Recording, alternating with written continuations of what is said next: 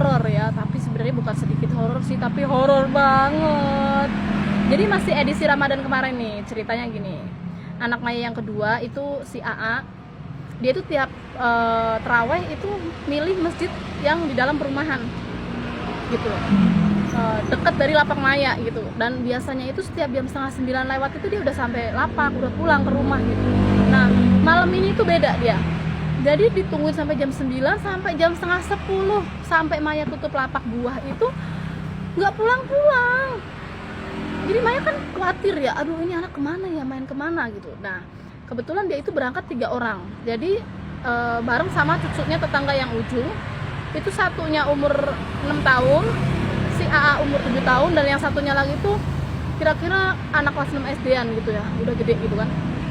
Nah pas Maya udah inisiatif tutup lapak buru-buru mau cari bocah-bocah karena belum pulang terawih gitu kan, tetap aja pikiran nggak tenang ya, walaupun nggak terlalu jauh dari lapak juga gitu kan, karena biasanya jam pulang kok nggak pulang gitu, takutnya kemana gitu.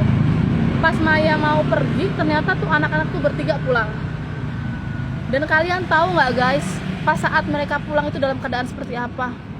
Sumpah shocknya minta ampun, sebagai ibu sampai ya kayak tercabik-cabik gitu loh, maksudnya pikirannya tuh sampai yang aduh kok kayak mimpi banget ya gua gitu kan. Jadi mata mereka bertiga itu biru semua, kayak orang gimana ya, kayak orang ketakutan, shock, jantungan gimana sih, bibir itu kayak orang sakit, kayak mayat hidup. Jadi mereka itu kayak putus pasti ketakutan, lari itu kayak yang ngegigil gitu. Pas sampai rumah tiga-tiganya itu ditanyain kan, kalian kenapa, kalian dari mana, ada apa, kok bisa ketakutan begitu. Dan mereka nggak ada yang bisa cerita, cuman takut katanya gitu kan, serem, AA takut mah kata dia gitu. Aku penasaran, pas dikasih minum cucu yang 2 itu sama neneknya langsung dimandiin, kayak wah ini mah ada yang aneh nih gitu kan, ada apa sih gitu kan, karena soalnya kok begini gitu. Nah pas cerita, pas ngobrol gitu kan, ngomong lah itu ada bapak-bapak yang ngajakin kita gitu kan ke rumahnya. Kamu kenal? Nggak kenal. Bapak-bapak itu bilang ayo ikut ke rumah, nanti saya kasih makanan. Nah si AA itu kan udah aku wanti-wanti, jangan pernah ikut siapapun itu, orang yang nggak dikenal, mau perempuan, mau anak kecil, mau cewek, mau cowok, intinya jangan pernah ikut sama orang yang nggak dikenal. Nah kali ini tuh si AA bilang gini, nggak mau ikut pak, mau pulang katanya gitu. Tapi bapak itu maksa katanya, takut mah, bapak itu maksa, mata dia melotot katanya, serem banget. Terus akhirnya kalian ikut? Iya, AA, Ahmad, Latif ikut semua kata dia gitu kan. Terus kalian dibawa kemana? Aku bilang gitu. Dibawa ke rumah bapak-bapak itu. Mama tahu nggak, rumahnya itu kayak istana. Itu rumahnya gedong. Itu tingkat tinggi kata dia gitu. Banyak banget di situ ruangannya. Terus pas A ke situ, ya A bilang salam lah, assalamualaikum kata dia gitu kan. Nah udah gitu bertiga itu dimasukin lah itu ke kamar kosong katanya. Tapi rumah itu kelihatannya tuh gede katanya, kan megah mewah gitu kan. Pas masuk ke kamar kosong itu, tiba-tiba datanglah itu makanan itu dikasih nih sama mereka ya. Nah ketika mereka kasih, si AA itu bismillah dong, namanya mau makan kan bisa dibiasain bismillah gitu, Allahumma barik lana gitu kan. Nah anak kita itu bismillah, dan kata dia pas itu dimakan di dalam mulut, perasaan dia gini, kok rasanya aneh ya, tadi makanan enak kayaknya gitu kan, tahu-tahu kok ada yang gerak-gerak di mulut itu. Pas dia dilepehin lagi di piring, ternyata anak aku ngeliat apa? Belatung guys. Aku pikir ini cuma drama loh di sinetron gitu loh, nggak nyangka ini serius nggak sih bocah cerita kayak gini gitu kan. Masa sih ada yang begitu, apalagi ini puasa loh, bulan Ramadan, bukannya setan diikat semua gitu kan. Sumpah saking stresnya. Tapi mau nggak percaya, orang bertiga itu saut-sautan dan semua itu di cerita itu tertata rapi gitu loh, maksudnya iya, aku masuk ke rumah bapak itu, aku dikasih makan begini gitu. Dan semua itu sama, pas ditanya itu semua sama. Nah nggak tahu kenapa ceritanya itu yang si Latif dan si Ahmad itu diikat sama si bapak itu gitu. Anak kita si AA itu lari kata dia, ngelihat bapak itu datang masuk kamar itu dia lari ngumpet. Yang ada dua anak itu diem, nggak sempet lari gitu kan. Nah itu diikat, dan katanya itu iketannya Dan ternyata ikatannya itu, kata si AA itu bukan pakai tali gitu loh, kayak pakai kain-kain gitu kata dia. Kayaknya kayak iketan kayak kain kapan gitu deh, mah putih-putih gitu yang diiketin sama Latif sama Amat gitu kan. Aku sampai yang iya, terus jadi bapak-bapak itu masuk, AA ngumpet, kata dia ngumpet di kain kayak korden gitu, dia ngumpet. Jadi bapak-bapak itu nggak ngeliat dia. Pas dia lihat mukanya bapak-bapak itu, dia shock. Jadi bapak-bapak itu yang tadinya kayak ibaratnya berpakaian rapi gitu, pas dia lihat tuh mukanya hancur, darah semua, dan ada beling yang nancep di kepalanya kata dia. Dan itu bikin si A itu shock, kok kayak gini ya mukanya ya gitu kan.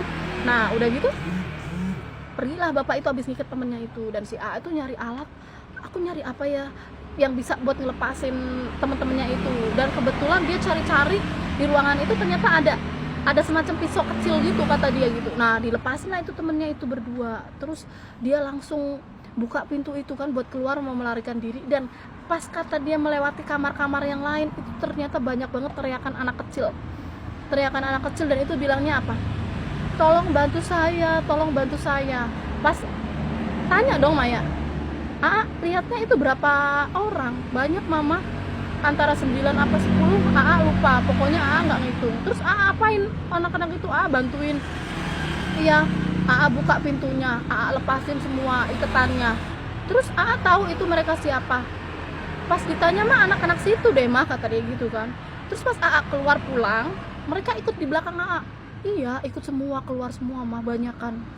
Terus pas keluar nih bertiga nih ya, terus diikutin sama mereka tuh yang lepasin gitu. Keluar lewat mana? Jadi anak itu untungnya pas aku bawa COD, sering bawa COD antar gua.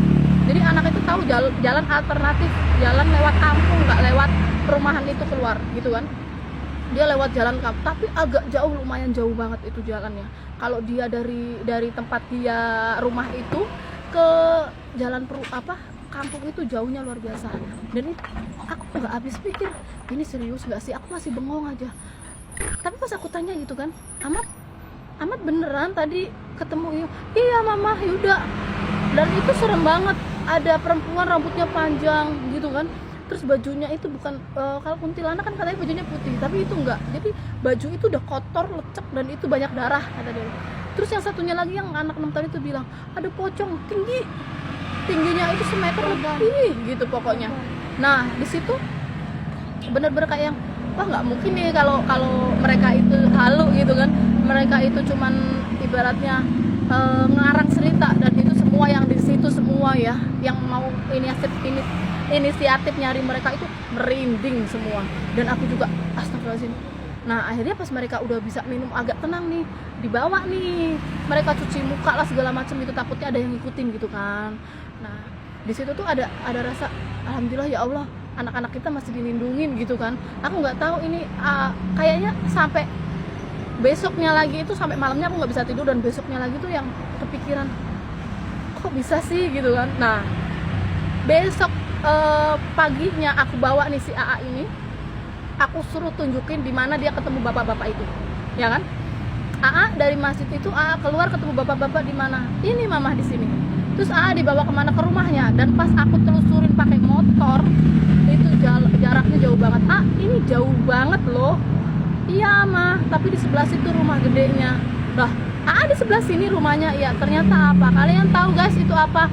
Itu bentuknya kali rawa dan arah jalan kayak tol gitu loh, pinggiran tol gitu. Dan itu ada bekas makam zaman dulu yang terbengkalai gitulah gitu. Jadi yang mereka lihat itu rumah gede guys, rumah megah dan mewah, istana itu bukan. Itu tuh kayak rawa, dan memang ada kuburan di situ, kuburan tua. Dan pas aku tanya-tanya temenku yang di situ, stay di situ, memang wah mbak itu mah angker banget gitu loh. Nah karena waktunya sudah mepet nih hampir 10 menit, ini buat pelajaran buat kita semua ya. Mungkin kita harus lebih hati-hati juga menjaga anak-anak kita. Ini tamparan keras nih buat Maya juga ya. Dan bismillah dah, mudah-mudahan kedepannya lebih baik lagi. Ini pelajaran buat saya pribadi. Oke, mudah-mudahan bisa diambil hikmahnya ya. Terima kasih buat semuanya.